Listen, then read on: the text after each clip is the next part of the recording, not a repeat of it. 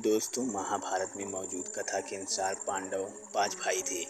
पांचों भाइयों की एक पत्नी थी जिसका नाम था द्रौपदी। द्रौपदी के जन्म के विषय में कथा है कि इनका जन्म अग्नि से हुआ था। द्रौपदी वीर और गुणी स्त्री होने के साथ ही अत्यंत रूपवान थी।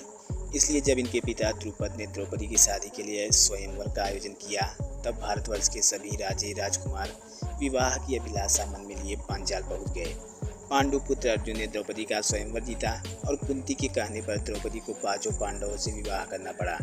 द्रौपदी के पांचों पति वीर और अजय थे। इसके बावजूद भी 5 लोग ऐसे थे जिनकी द्रौपदी पर कुदृष्टि थी। दुर्योधन की एक बहन थी दुशाला। इसका विवाह जयद्रथ के साथ हुआ था। यह द्रौपदी के रूप पर आसक्त था और उसे अपनी पत्नी बनाना चाहता था। जुए में सब कुछ हार जाने के बाद जब पांडव वन में दिन काट रहे थे, उस दौरान एक दिन जयद्रथ की दृष्टि द्रौपदी पर पड़ी। द्रौपदी उस समय अकेली थी। मौका देखकर जयद्रथ ने द्रौपदी का हरण कर लिया और अपने राज्य की ओर चल पड़ा। लेकिन पांडवों को जयद्रथ के कुकर्म का पता लग गया और द्रौपदी को लेकर भागने का प्रयास असफल हो गया। अज्ञातवास के दौरान पांडवों ने राजा विराट के यहाँ शरण ली थी। राजा विराट का साला था कीचक। कीचक काफी बलवान था। कीचक ने जब द्रौपदी को देखा तो काम पीड़ित हो गया। द्रौपदी को जब कीचक की नीयत का पता चला तो उसे पांडवों को कीचक के बारे में बताया। एक रात भीम द्रौपदी के वस्त्र पहनकर कीचक कमरे में गया। कीचक ने द्रौपदी समझकर जैसे ही घूंघट उठाया, भीम ने उस पर हमला कर दिया और उसका वध कर दिया।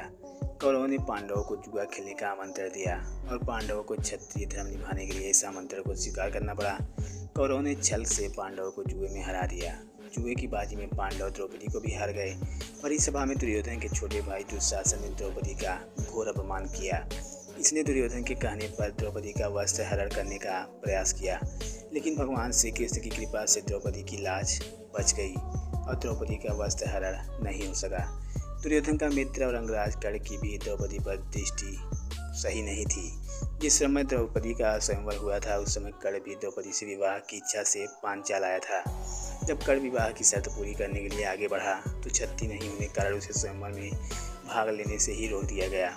इससे आहत हुए कर्ण ने उस समय द्रौपदी का अपमान किया।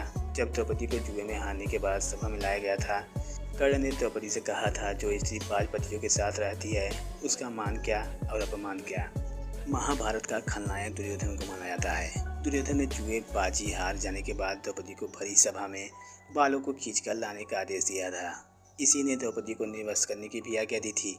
द्रौपदी को सभा में लाए जाने के बाद दुर्योधन ने अपनी जंघा पीट कर द्रौपदी को उस पर बैठाने की बात की थी। इसी कारण से भीम ने दुर्योधन की जंघा तोड़ने की प्रतिज्ञा ली थी। महाभारत युद्ध के समाप्त होने पर भीम ने अपनी इस प्रतिज्ञा को पूरा किया।